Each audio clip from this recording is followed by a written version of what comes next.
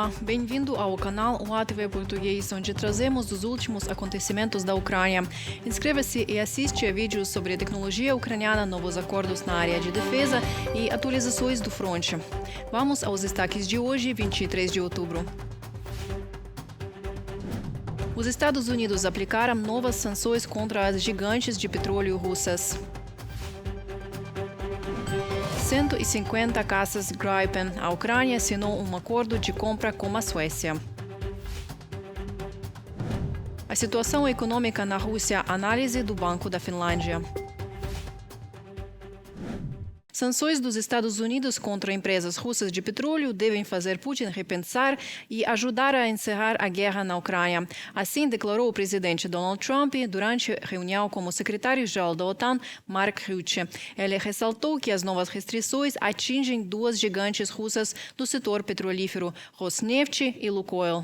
Hoje é um dia muito importante. Olha, são sanções tremendas, muito significativas. Elas atingem as duas grandes empresas de petróleo da Rússia. E esperamos que não precisem durar muito. Esperamos que a guerra seja resolvida. Acabamos de tomar medidas relacionadas a diferentes tipos de mísseis e outros equipamentos que estamos analisando, mas não acreditamos que isso será necessário. A União Europeia aprovou seu 19º pacote de sanções contra a Rússia, após o último Estado-membro retirar objeções na noite de terça-feira, finalizando o processo hoje de manhã, segundo a presidência dinamarquesa do Conselho da União Europeia. O pacote proíbe a importação de gás natural liquefeito russo, com efeito em 6 meses para contratos de curto prazo e a partir de 1º de janeiro de 2027 para acordos de longo prazo. Além disso, as sanções endurecem as restrições à cooperação com duas das maiores empresas petrolíferas russas e adicionam 117 navios da frota sombra russa à lista negra, elevando o total de embarcações sancionadas para 558. Segundo Kaja Kallas, alta representante da União Europeia para os negócios estrangeiros e a política de segurança, o novo pacote de medidas restritivas tem como alvo bancos russos, exchanges de criptomoedas e empresas na Índia e na China, entre outros. Além disso, a União Europeia está limitando a movimentação de diplomatas russos para conter tentativas de desestabilização. Um ataque de drones atingiu a região de Ryazan, na Rússia, durante a noite, provocando explosões e um incêndio em uma instalação industrial. Moradores suspeitam que o alvo real tenha sido a refinaria de Ryazan, uma das maiores do país, responsável por mais de 17 milhões de toneladas de petróleo cru por ano e estratégica para o abastecimento das forças militares russas. Desde o início de 2025, a refinaria já teria sido alvo de drones pelo menos 5 vezes. Um dos ataques mais graves ocorreu em janeiro, com incêndio em tanques de combustível e unidades de produção. Em 5 de setembro, as forças de sistemas não tripulados da Ucrânia, em conjunto com outras unidades, atingiram uma unidade principal de processamento. O comandante Robert Brody, da unidade Ptahi Magyara, ou Pássaros de Magyar em português, confirmou que o ataque foi realizado por unidades do Serviço de Segurança da Ucrânia.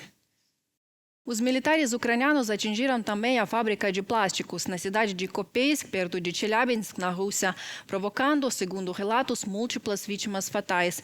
A empresa faz parte do complexo industrial militar da Rússia, produzindo explosivos, componentes de munição e tecnologias químicas que apoiam diretamente a guerra de Moscou contra a Ucrânia. O governador da região confirmou o incidente.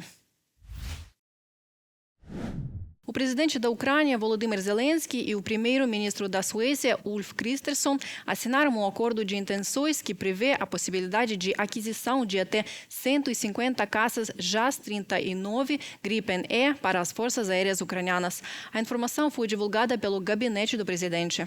Segundo Kristersson, o documento faz parte de um programa de longo prazo, com horizonte de 10 a 15 anos. A iniciativa contempla não só o fornecimento das aeronaves, mas também a formação de pilotos ucranianos e a criação de uma base técnica conjunta para a manutenção da frota. O JAS-39 Gripen-E é a mais recente versão do caça sueco, desenvolvida pela empresa Saab. A aeronave conta com um motor mais potente, maior alcance de voo, sistemas de radar e aviônica aprimorados, o que a coloca entre os caças mais modernos de sua categoria.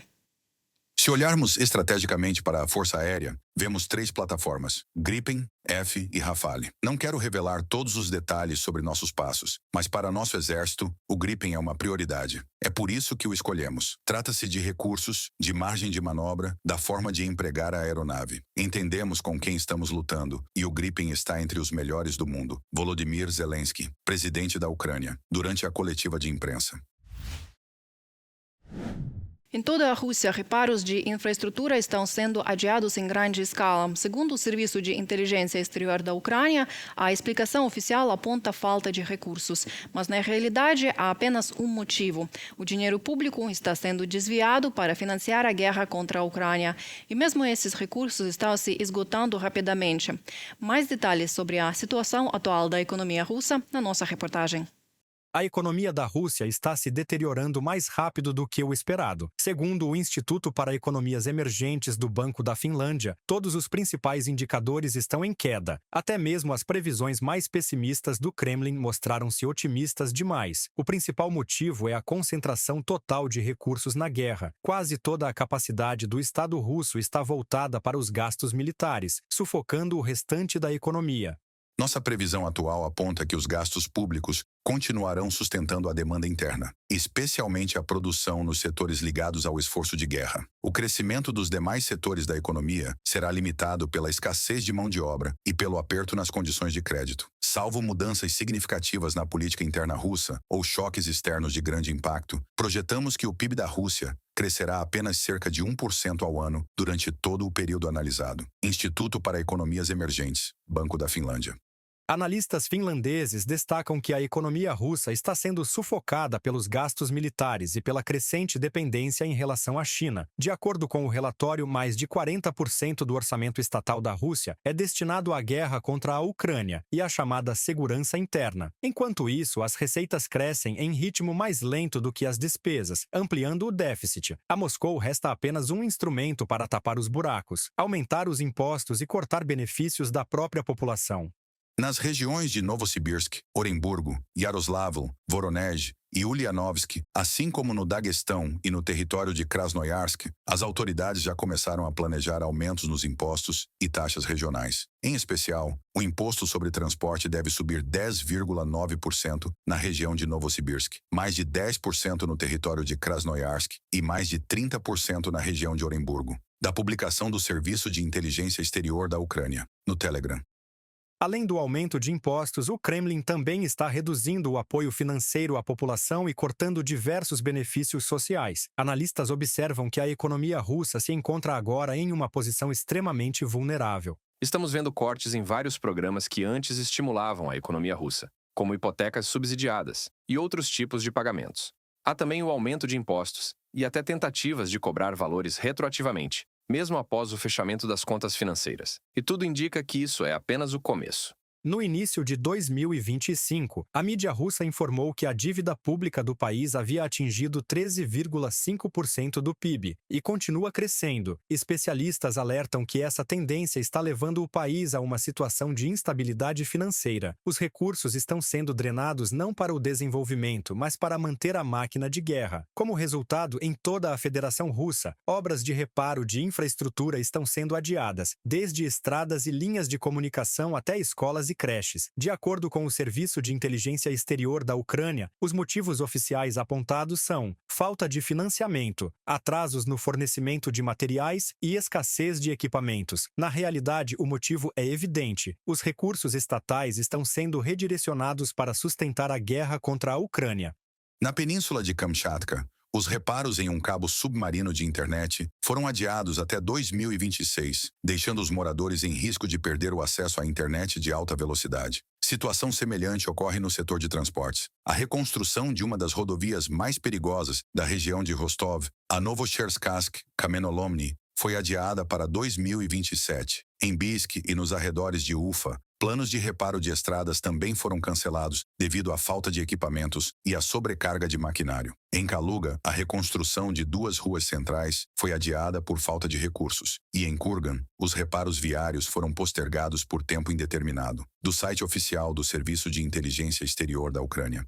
Esses são problemas que sinalizam o início, ou talvez até o pleno surgimento, da estagnação na economia civil russa. A razão é clara. Os recursos estão sendo direcionados para o setor militar. E, naturalmente, o setor civil sofre com isso. O governo está promovendo uma enorme realocação de fundos em favor da indústria de defesa.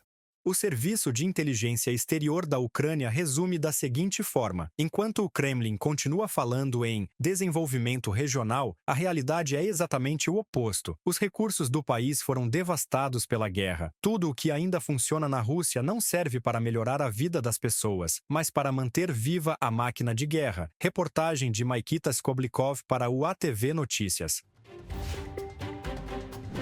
É isso por hoje. Se achou as informações interessantes, inscreva-se, curta o vídeo e comente a edição. Amanhã voltaremos com mais notícias. Boa noite.